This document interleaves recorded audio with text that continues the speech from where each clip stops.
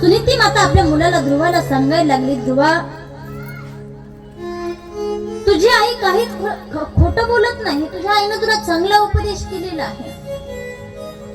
कारण सुनीती माता आपल्या मुलाला घडवत असताना आपल्यासारखं घडवत नाही महाराज.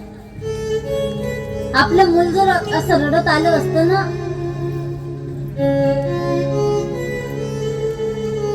आपण आपल्या जावाबद्दल एवढं वाईट वाईट त्याला सांगितलं असतं, अरे ती तशीच आहे, कशाला तिच्याकडे जायचं, तिनं पहिल्यापासून तेच केलंय म्हणतात की नाही. तिनं काय माणसात माणूस ठेवलंय का, तिनं काय घरात घर ठेवले का म्हणतात की नाही. असं सहज बोलवून जातात महाराज. थोडं लक्ष देऊन ऐकायचंय. ब्रह्माजींच्या स्त्री अंगापासून मनु आणि शतरूपेचा जन्म झाला, प्रागट्य झालं आणि त्यांच्या पोटी उत्तानपाद प्रियव्रत. उत्तानपादाचं चरित्र पाहत असताना उत्तानपाद राजाला 2 पत्नी आहेत, सुरुची आणि सुनीती. वास्तविक पाहायला गेलं सुनीतीला पुत्र होत नाही म्हणून सुरुची सोबत विवाह केला. पण 2 पत्न्या असूनही या उत्तानपाद राजाची सगळ्यात आवडती पत्नी म्हणजे सुरुची होती. कोण होती? सुरुची. रुची म्हणजे आवड, बरोबर की नाही. रुची म्हणजे आवड. ज्याप्रमाणे उत्तानपाद राजाला 2 पत्न्या आहेत, आपला हा मनोरूपी उत्तानपाद आहे, याला सुद्धा 2 पत्नी आहेत महाराज, सुनीती आणि सुरुची. पण आपल्या मनाची सुद्धा आवडती पत्नी आहे सुरुची. कोण आहे? सुरुची. आपल्या मनाला सुद्धा नीतीनं वागायला कुठं आवडतं? आवडतं का? आपलं मन अगोदर पाहतं आपली आवड कशात आहे. मग ते नीतीनं नसेल तरीही आपली आवड पाहत आणि त्यानुसार आपलं मन वागतं, बरोबर की नाही. आपल्या नावडती गोष्ट आपण करतो का? जी गोष्ट आवडतच नाही एखाद वेळेस बळबळ करावी लागते, पण आपली मनातून इच्छा ठेवून आपण ती गोष्ट करतो का? नावडती गोष्ट करत नाही. कुठलंही कार्य करताना आपण आपली आवड पाहतो. तसं या उत्तानपाद राजाला सुरुची अतिशय प्रिय आहे महाराज. कारण वर्णनच तसं आले महाराज, ज्या ये उत्तानपादस्य सुनीती सुरुची स्तयो सुरुची ही प्रियसी पत्नी नेत्राय सुतो दृढ. सांगितलं सुरुची अतिशय प्रिय पत्नी आहे. आणि या सुरुचीसाठी या उत्तानपाद राजानं या सुनीती मातेला लांब कुठेतरी कुटिया बांधून दिली आणि बाजूला राहण्यासाठी सांगितलं. ज्या वेळेला सुरुची सोबत विवाह झाला, परिणाम स्वरूप सुरुचीलाही पुत्र झाला आणि सुनीतीला सुद्धा पुत्र झाला. सुरुचीला जो पुत्र झाला त्याचं नाव ठेवलं उत्तम. काय नाव ठेवलं? उत्तम. आणि सुनीतीला जो पुत्र झाला त्याचं नाव ठेवलेलं आहे ध्रुव. काय नाव ठेवलं? ध्रुव. आपण ध्रुव नाव ऐकून असाल महाराज.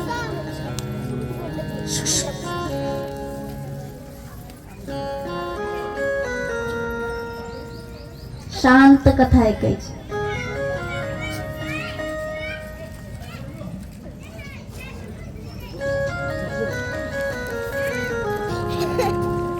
हा, असं एखादं मोठं माणूस असलं म्हणजे शांत बसतात. तर महाराज,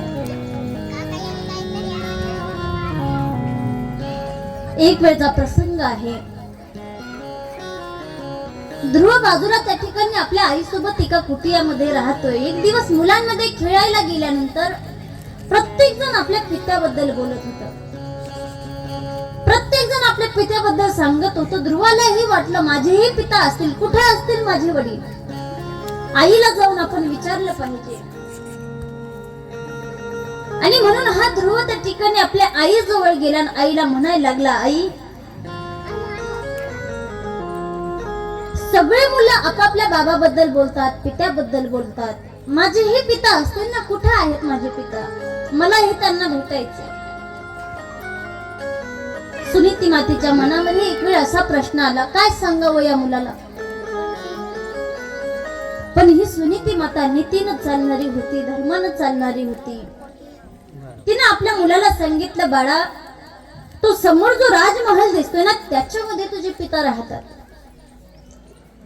ध्रुवजींना अतिशय आनंद झाला. महाराज पित्याला भेटण्यासाठी निघाले. धावत धावत राजमहालामध्ये गेले. पाहिलं तर उत्तानपाद राजा सिंहासनावर बसलेले होते आणि त्यांच्या एका मांडीवर त्यांचा सुरुचीचा जो पुत्र आहे उत्तम तो बसलेला होता.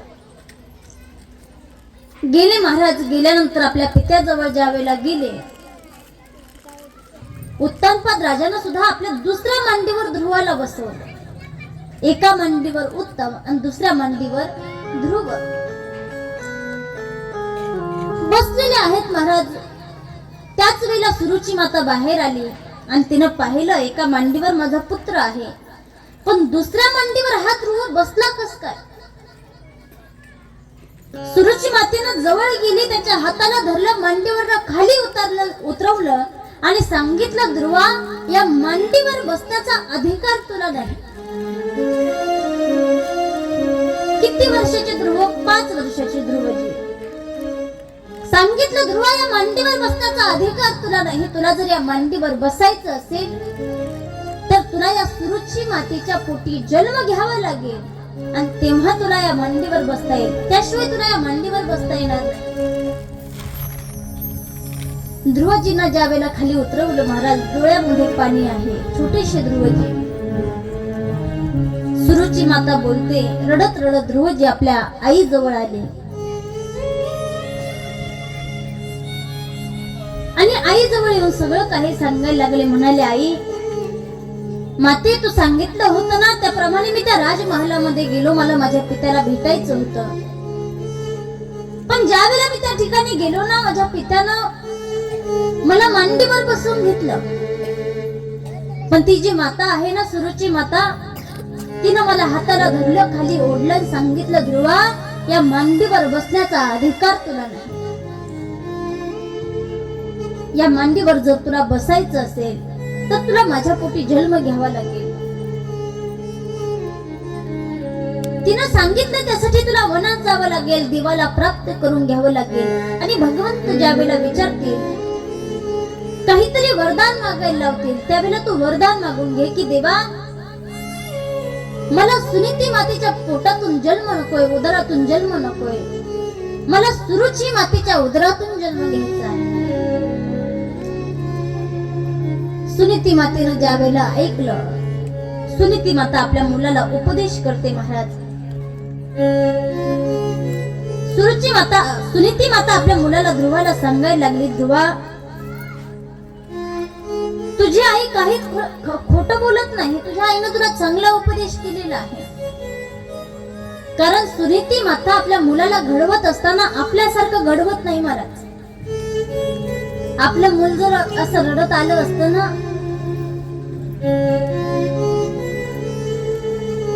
आपण आपल्या जावाबद्दल एवढं वाईट वाईट त्याला सांगितलं असतं, अरे ती तशीच आहे, कशाला तिच्याकडे जायचं. तिनं पहिल्यापासून तेच केलंय म्हणतात की नाही. तिनं काय माणसात माणूस ठेवले का, तिनं काय घरात घर ठेवले का म्हणतात की नाही. असं सहज बोलवून जातात महाराज.